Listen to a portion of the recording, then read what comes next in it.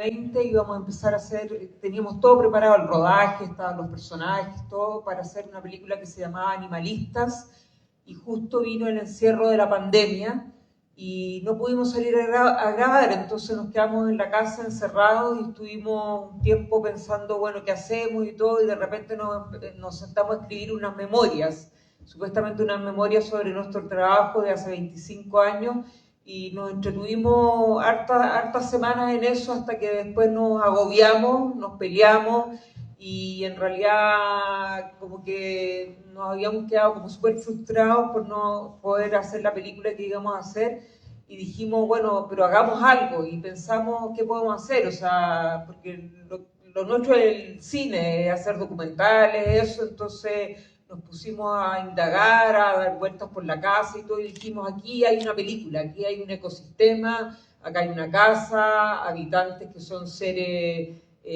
humanos, pero también hay seres inanimados, hay otros seres que son lagartijas, pulgones, hormigas, los perros, ¿me entiendes? Y consideramos también el vecindario, la comunidad, que para nosotros siempre hemos vivido en pequeños departamentos de ciudades antes, muy pequeños, ¿me entiendes? Y por esas cosas de la vida se nos dio la circunstancia de poder comprar un terreno grande y todo y hacer una casa.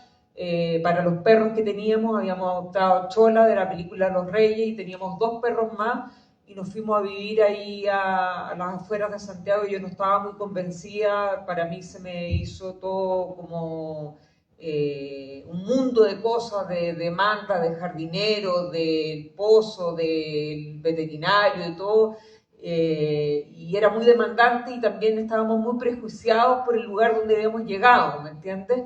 Prejuiciados por los vecinos y todo, hasta que un día se nos perdió la chiqui y un vecino nos incorporó en el grupo de WhatsApp del condominio y teníamos tantos prejuicios, pero nos dimos cuenta que era gente común y corriente, que había de todo, gente que no pagaba los gastos comunes hace años, que debía mucha plata, propietarios que tampoco pagaban las contribuciones, distintos tipos de gente más afín a nosotras, de todo tipo.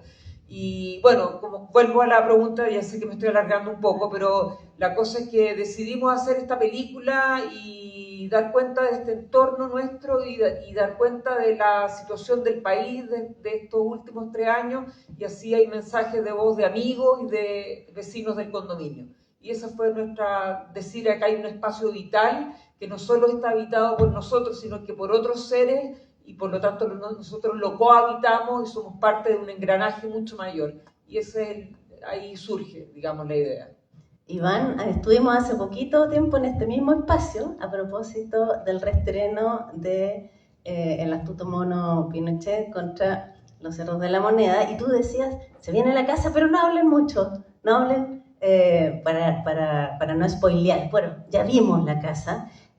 Metámonos un poquito en estos ecosistemas no humanos de los que refiere Bettina, y particularmente de la protagonista estrella, que es la Chiqui. Y la Chola, como tú bien dices, que fue adoptada a propósito de la película anterior de Los Reyes, donde ya se ven varias de las cosas que de los aspectos más técnicos y fotográficos, digamos, de los detalles, ¿no? Bueno, y antes en Surire también logramos ver ese sello de ustedes en esta etapa última de su filmografía.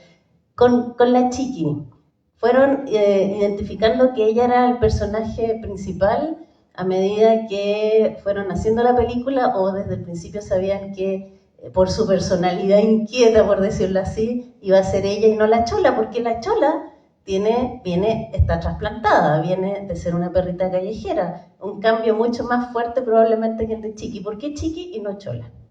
Sí, porque Chola ya tenía su película, entonces no podíamos repetirnos, ¿entiendes? Nosotros evitamos repetirnos, y a pesar de que en esta película el perro era como que no iba a ser Chola.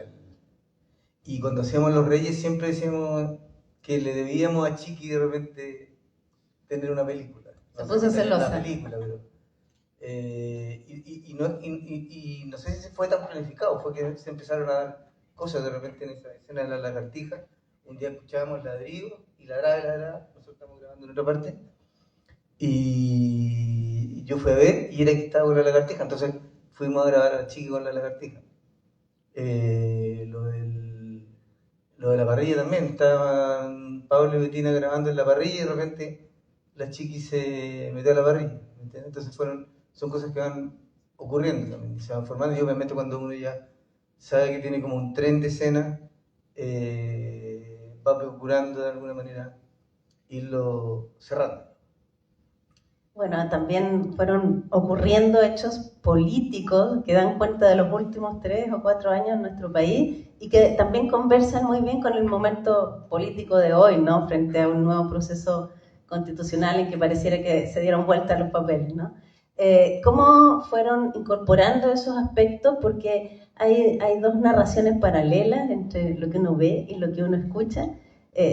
¿En qué minuto decidieron ir incorporando todos los aspectos políticos? Porque además estamos viendo cuestiones de las que ya se ha hablado, pero de otra manera. Estamos escuchando y hablando sobre el estallido, no desde la base social, sino desde personas que viven acomodadamente en un condominio en Colina. Es otra mirada. Sí, bueno, los mensajes de audio empezaron a llegar desde el estallido, siguieron llegando desde la pandemia, muchos mensajes de audio, y al principio cuando empezamos a hacer la película no sabíamos que lo íbamos a utilizar, grabamos un mes, el próximo mes editamos y dijimos, está resultando la película, y poco a poco vimos que era necesario otro arco narrativo, digamos, y nos parecieron interesantes estos mensajes y empezamos a sistematizar y a revisarlo desde mucho atrás, desde bien atrás, y dijimos que interesante sería poner algunos del estallido, otros de la pandemia, otros del proceso de la nueva constitución y todo, y los fuimos articulando de acuerdo a lo que pasaba en el condominio, digamos, los miedos del condominio. Es el reflejo también de un grupo social que no se toca habitualmente en el circuito documental o en la ficción, digamos. Entonces, la ficción sí, en la ficción más, pero el circuito documental no tanto, y nos parece respetable ese sector de la sociedad, esa parte de la sociedad donde damos cabida también a lo que piensan, digamos, ¿me entiendes? Entonces nos parece interesante esa conjunción de elementos, que va lo visual por un lado y lo sonoro por otro, con mucha dificultad de hacerlo, digamos, del engranaje de las dos piezas.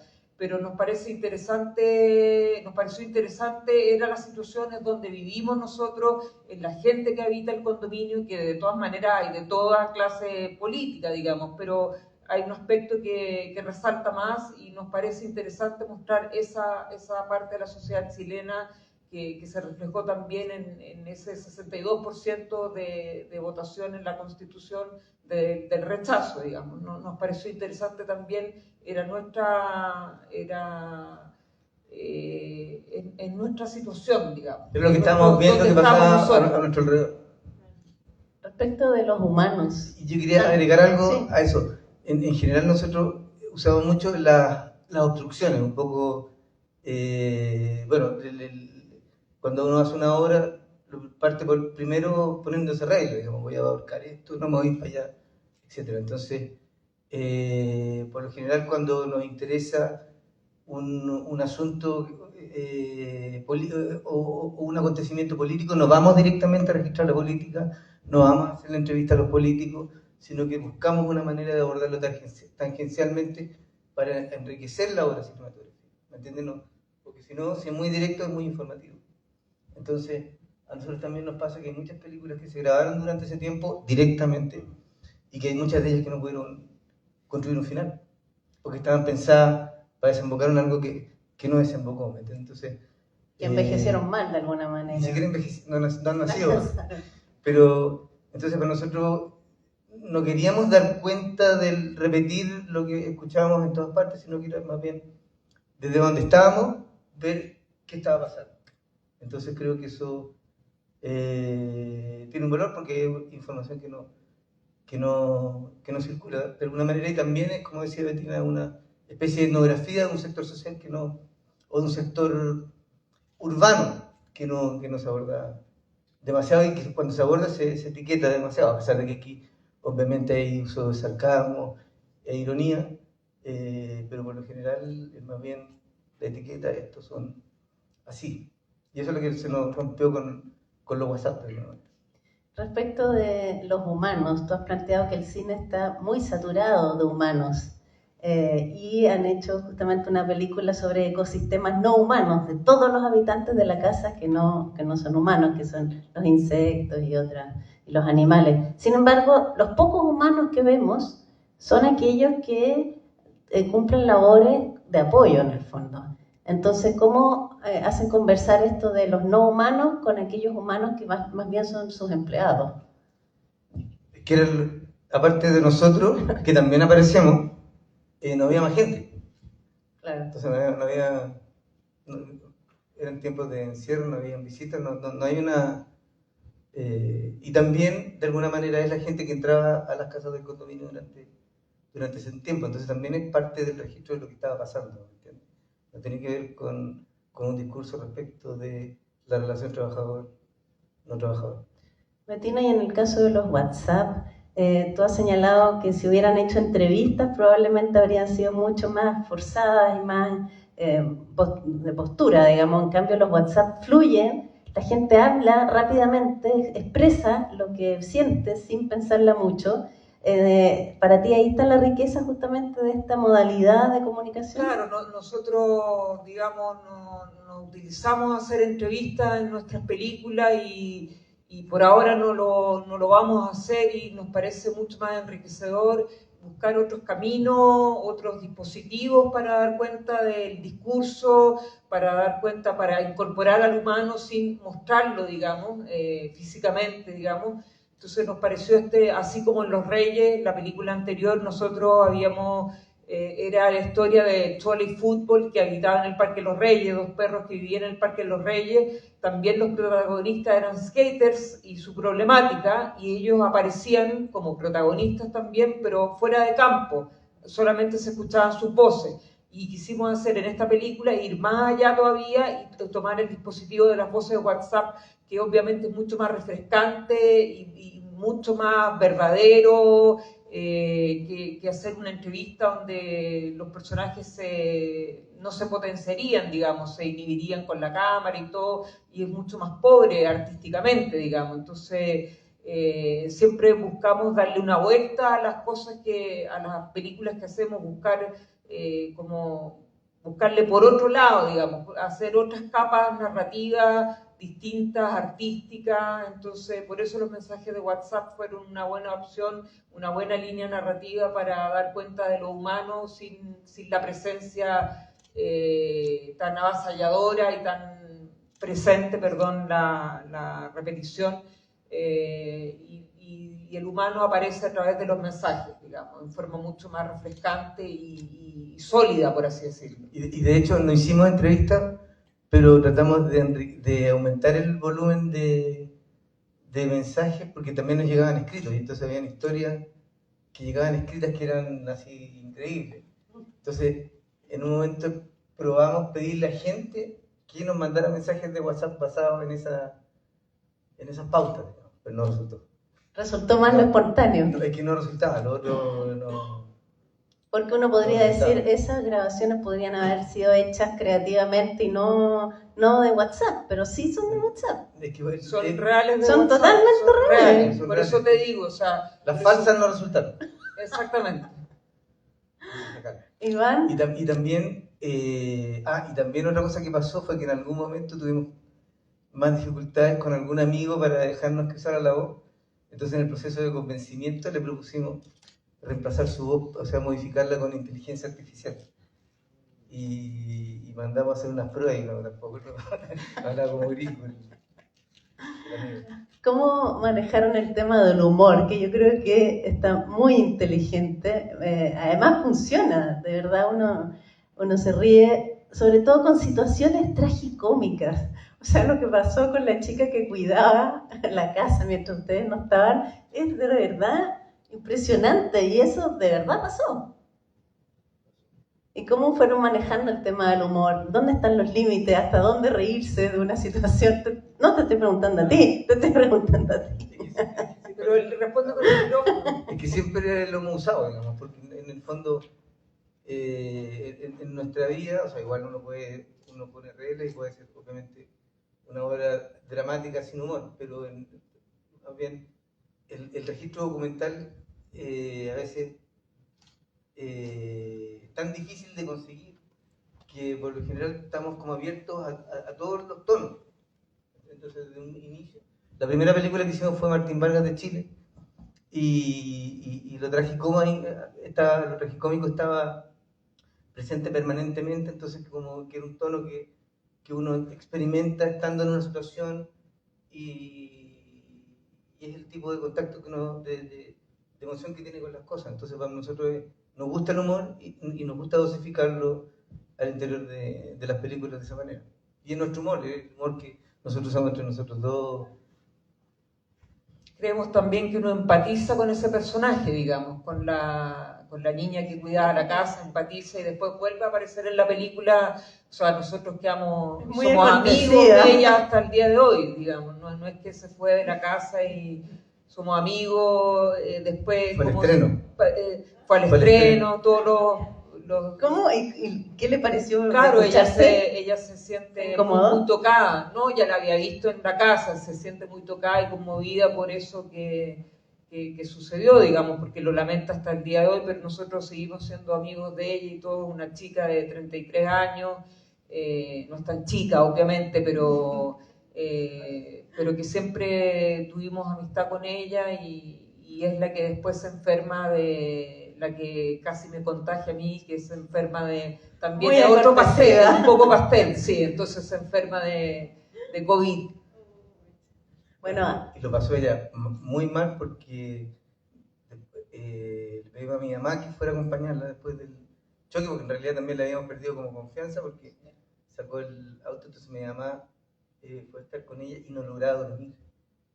¿Qué? Porque quedó choqueada. Ella. Acércate más al micrófono. ¿No? Entonces había una situación, estábamos como en Ushuaia nosotros y con una situación media explosiva en la casa y bueno, ahí lo pasó pésimo. Entonces, parte de procesar la cosa tiene que ver con no maltratarla, digamos, sino que ayudarla a que se recupere porque está realmente al borde de... Y nosotros riéndonos de ella, qué terrible. Pero bueno, antes de pasarle la palabra al público para que nos cuenten sus impresiones, Bettina, me gustaría que nos contaras un poquito de tu trabajo estético, muy fijado en la fotografía con la cámara de Pablo Valdés. Pablo Valdés. Este manejo de las cámaras y estos lentes telescópicos, microscópicos, no sé cómo lo hacen para llegar a un resultado como este. Con mucha paciencia, como hemos hecho en nuestras películas, con mucha observación, con repetir infinidad de veces, estar atentos a lo que está sucediendo. Era muy difícil, digamos, grabar porque de repente en una planta habían ciertas cosas, o sea, ciertos elementos, digamos, como un pulgón o una hormiga, ciertos elementos microscópicos o una situación, digamos, X, que a las horas ya no se producía, digamos. Entonces, o muchas veces pasaba que cuando recién revisábamos el material descubríamos otro elemento que no veíamos a simple vista en el lente. Cuando estábamos grabando con Pablo no se veía a simple vista que había un pulgón y había un bichito al lado del pulgón o encima de la pata del pulgón. O, por ejemplo, solamente vimos revisando el material ese líquido blanco que es como una... ¿Cómo se llama? Como una secreción de la planta que chupan las hormigas. Entonces eso lo descubrimos después al revisar el material. Entonces, porque eran cosas que no se veían bien en la grabación, en el lente de la cámara. Entonces, es lo que decimos siempre, o sea, para hacer puede que nuestro trabajo guste o no guste, pero su factura tiene siempre un nivel y eso se debe a un trabajo arduo de observación, de estar ahí empecinado en conseguir buenas tomas y todo, y en repetir las cosas muchas veces, y en estar horas y horas frente al lente, esperar que cosas se produzcan, en también hacer que se produzcan cosas, y para esta película decidimos los lentes microscópicos, entonces tuvimos una investigación, los compramos, los trajimos de afuera y empezamos a probarlos, nadie sabía cómo utilizarlos y los empezamos a probar y todo, y ahí ya supimos el manejo y descubrimos todo un universo que nos rodea, que habita la casa junto con los humanos, y que es parte de un sistema mayor también, y que ahora, por ejemplo, uno ve que una hormiga tiene un palpitar, que un pulgón tiene un palpitar, que son animales que están vivos, seres que son vivos, y nosotros ya no matamos arañas, ni hormigas, ni nada, seguramente las pisamos muchas veces, pero no con una intención, o sea, hay una mirada distinta hacia nuestro alrededor, hacia nuestra casa, hacia somos parte de un ecosistema mucho mayor del que nosotros pensamos, digamos. Por ejemplo, las moscas no las matamos, las echamos de la casa. Oye, Iván y Bettina, en estos 25 años de trabajo conjunto, ¿cómo se organizan ustedes? Bettina más enfocada a la fotografía, tal vez. ¿Cómo es, en términos creativos y de trabajo, los roles que cumplen? En general es bien pimponeado, pero en el rodaje Bettina trabaja pegada a Pablo. Yo con sonido estoy siempre pendiente, y como estoy más libre también me puedo mover, y ahí nos vamos. O sea, hemos logrado, con Pablo trabajamos 20 años, entonces tenemos una dinámica de trabajo en un equipo compacto, que es a nosotros lo que más nos acomoda, siempre trabajamos de a tres. Además le permite dar sustentabilidad económica al trabajo que hacemos, impacta menos los mundos en los que nos metemos, entonces hemos aprendido nos incomoda que nos metan un productor, preferimos hacer las cosas nosotros, es menos pesado, si cambian los planes es más fácil, si se alargan los rodajes es financiable. Entonces, eso. Pero Bettina trabaja pegada a Pablo en el rodaje. Yo hago sonido, los dos montamos juntos, hacemos el diseño sonoro a medida que vamos montando. Y lo único que hice, claro, y esa diferencia entre cámara y sonido, la otra es que la escritura de proyectos, son cosas que vamos hablando permanentemente, pero el que se da la lata de ponerse ahí a sufrir frente a la página en blanco, ni tan en blanco, pero hemos aprendido también a investigar de tal manera de traer materiales, de no tener que andar inventando cosas reguleques, entonces es mejor salir al mundo y recolectar cosas ahí, y ahí se van estructurando los proyectos que siempre terminan en otro lugar. Bueno, para terminar, ya que aprendieron a usar los filtros y investigaron para lograr ese nivel de preciosismo y de factura técnica que tú señalas, ¿Animalista está en el futuro reactivar ese proyecto? Hay 3 proyectos en futuro. Está Animalistas, que quedó ahí un poco, que quedó ahí nomás. Hay otro proyecto que en la cordillera, la costa, en la región del Maule, y hay otro proyecto de ficción que lo estamos pensando hace muchos años, de ficción sin actores, sin, ¿me entiendes?, pura gente común y corriente, que es un proyecto que tiene que ver con el rodaje de Un hombre aparte, que fue nuestra segunda película documental. Tiene que ver con el rodaje de Un hombre aparte y con la tras bambalina del cine chileno, de esa época, hablo del año 2000, 2002. Y es un proyecto que tenemos, que es una experimentación, como todo lo que hacemos siempre. No sabemos nunca muy bien lo que vamos a hacer, ni de qué va la película, nada, hasta que nos ponemos a rodar. Ahí aparecen los personajes, las historias, las relaciones. Es como cuando tú preguntaste si Chiqui para nosotros estaba contemplada ser un personaje. Nunca estuvo contemplada, o sea, Chiqui vivía con nosotros y salió nomás lo que salió, ¿me entiendes? Pero esos 3 proyectos tenemos, pero estamos más enfocados con el del Maule, por ahora.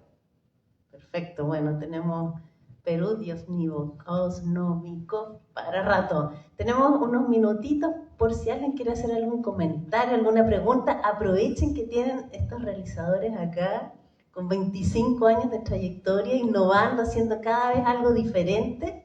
Nos queda poco. No. Hola, ¿aprendí? Sí. Precioso el sonido de la hormiga, me encantó. Me parece que o sea, la película es una crítica social y de un sarcasmo feroz. Me cuesta entender que todo esto les pase como casi por casualidad, como lo plantean ustedes. O sea, ustedes estaban haciendo otra película, surgieron unos acontecimientos rarísimos en el país, se metieron en ello, empezaron a llegar los WhatsApp. No lo veo así. Yo creo que ustedes son más perversos que eso, construyen un poco. No estamos de acuerdo. No, realmente fue así. Como te digo, tratamos de reconstruir algunas cosas. Lo que hay es que empezamos a grabar en agosto del 2020 y la película cuenta desde 2019. Entonces, esa parte está reconstruida. Tuvimos que ir para atrás a recolectar los mensajes y es verdad que somos más perversos y todo, pero es como estamos planteando las cosas. Hay una ironía, también hay una ironía en relación al condominio, pero nosotros vivimos ahí y vivimos ahí porque somos los mismos de siempre. Antes habríamos hecho una película del pequeñísimo lugar donde vivimos durante 20 años. En el verano cagándonos de calor, sin poder poner el aire, o sea, ¿cómo se llama? El ventilador porque estábamos editando. Entonces, por circunstancias de la vida, llegamos a esta casa y se hizo esta película y claro, no somos... vemos lo que hicimos, digamos, pero es verdad que estaban esos mensajes de WhatsApp, estaban los mensajes de los amigos, tenemos distintas clases de amigos, unos que son bien cuicos, otros que no lo son, otros que son bien octubristas, no aparece ninguno ahí, digamos, porque no estaba el mensaje de él, ¿cachai? Pero eso, o sea, la película no es una casualidad tampoco, pero es lo que ve y es como lo contamos, digamos, o sea... Somos más perversos que mentirosos. Pero esa parte, claro, si a eso te refieres, la primera parte está como reconstruida. Y de alguna manera, al momento de tomar la decisión de decir vamos, era porque ya teníamos claridad de que estaba el material, por lo menos el del accidente, ese estaba. ¿Alguien más quiere preguntarle a estos perversos?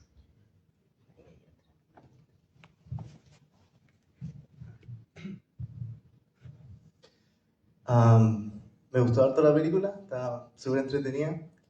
Me pasó que como que le asigné como historia y personalidad hasta como al motor del portón. Como que me pareció que todos tenían su historia y como que había más personajes que solo seres vivos. Entonces, más allá de la Chiqui y la Chola, ¿se llama la otra película? Sí. ¿Cuáles son sus personajes favoritos de la película, más allá de si son seres vivos o no, cualquiera? Bueno, las hormigas juegan un rol bien importante ahí porque están a punto, se entraron a la casa definitivamente en la pandemia y estaban por todos lados y son todos, o sea, las hormigas, los pulgones, las lagartijas, la chola, la chiqui, el zorzal, que es real, que se golpeaba, o sea, cuando nosotros llegamos a vivir allá empezamos a sentir unos ruidos que no sabíamos de dónde venían hasta que descubrimos que este pájaro se golpeaba todas las mañanas. Pensamos que durante mucho tiempo fue el mismo, se golpeaba, se tiraba así como lo ven ahí contra la ventana del baño todas las mañanas a una determinada hora, así que estuvimos durante todo un año grabándolo. Pusimos la cámara ahí en el baño, la dejábamos correr durante muchas horas, con audio también grabando y era este zorzal que se pegaba contra el vidrio y ahí ya en primavera que salen las guindas y todo, ya empezaban a comer y ya no se golpeaban, no iban contra el vidrio, pero los artefactos no humanos, los artefactos de los cuales dependemos nosotros y que también ellos dependen de nosotros, que hay una dependencia mutua, digamos, que están en la casa, que el ventilador, el cableado eléctrico, digamos, la lavadora, todo. Yo al robot le tomé cariño. Estamos Estamos llenos, rodeados ahora mismo, estamos en un lugar con sillas, con una botella, con un vaso de plástico, con una mesa, estamos rodeados de artefactos, de cosas que tienen su propia existencia. Así que eso. Y también de alguna manera estamos influenciados por lecturas que tenemos. Hay una corriente filosófica que llega, no sé si han escuchado hablar de Bruno Latour, que es un filósofo francés que murió el año pasado. Entonces, Bruno Latour, en su trabajo con Isabel Stenger, reconstruyen o tratan de construir o de restablecer una corriente filosófica con obras que no vengan necesariamente del materialismo, y ahí identifica autores que van desde Arnold Whitehead, pasando por Etienne Souriau, Gilbert Simondon, que es un filósofo de la técnica. Entonces, de alguna manera, todas esas lecturas también nos han hecho tomar conciencia respecto de la importancia de lo técnico en nuestro cotidiano, y a identificar de qué manera son individuos. Esto también haciendo una mirada más antropológica también. ¿Qué pasa con la intimidad, Iván? Abrir los espacios de la propia casa a ese nivel de masividad, o sea, abrir a la cámara el dormitorio, la cocina. Entramos a tu casa, sabemos todo de ustedes en su casa, lo que tienen, lo grande que es. ¿Qué pasa con la intimidad? Nosotros, son puras tragedias, no es lo que nos pasa, digamos, pero bueno, algo hay, están adentro de la casa. Sí. Nosotros creíamos por lo menos que no nos estábamos exponiendo tanto, digamos, por eso. Pero parece que... Por eso estrenamos, digamos. Sí. Creíamos que al no aparecer no nos exponíamos tanto, pero... Ya los conocemos. Parece que no. Todo. Bueno, ya nos quedan poquitos minutos si alguien quiere... Por ahí. ¿El espantapájaro era para el Sorsal? Sí, De veras sí. querían, filmaban y querían echar. No, era para en algún momento el espantapájaro. Yo tengo el sueño liviano, entonces me estaba produciendo problemas importantes. Entonces, por eso le pedimos a la Maripi que hiciera un espantapájaro, que no resultó. La Maripi es otro personaje demasiado importante también, Sí, sí. muy acontecida. Bueno, Yo quería decir algo. Quería solo comentar que aquí en Centro Arte Alameda tuvimos un ciclo que se llamaba Basta de Humanos, Animales Protagónicos, y que queríamos tratar de mostrar películas que no fueran como con un foco antropocéntrico, o sí, algo así, esa es la palabra. Y estuvo Los Reyes, formó parte de ese ciclo, y nos fue súper difícil encontrar cine narrativo que fuera no antropocéntrico. Fue un gran reto, y creo que lo que comentaba aquí el compañero es muy importante, porque al ver cine de esta forma empezamos a ver, por ejemplo, el motor del portón empieza como adquiere símbolos y adquiere significados diferentes, y todos empezamos como a atribuirle significados a estos objetos. Y creo que el cine como arte de representación es algo que se trata de eso mismo, y quizás estamos muy acostumbrados a dejarnos llevar por estos humanos que nos cuentan y nos dicen qué es lo que tenemos que pensar, y es muy refrescante ver un cine que nos deja como esa posibilidad de nosotros poder atribuir el significado a las cosas que vemos. Así que eso, un comentario. Gracias. nuestra programadora Francisca Lila. Bueno, yo creo que ya estamos cerrando. ¿Quieres comentar algo No, más? agradecerle de verdad por venir y por quedarse en la conversación, así que muchas gracias por eso. Muchas gracias. Y si les gustó la película, por favor, recomiéndenla. Estamos en cartelera. Exactamente, en cartelera y recién estrenada, así que recomienden, sigan las redes sociales de Perú Osnovikov, y muchas gracias por estar.